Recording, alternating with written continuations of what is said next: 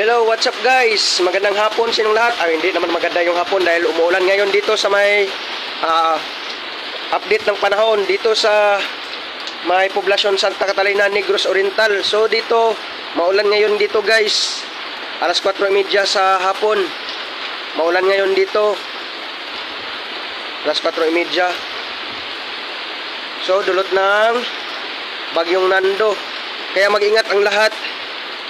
Sa lugar kung saan binabaha at landslide prone area at sa mga coastal area, mag-ingat.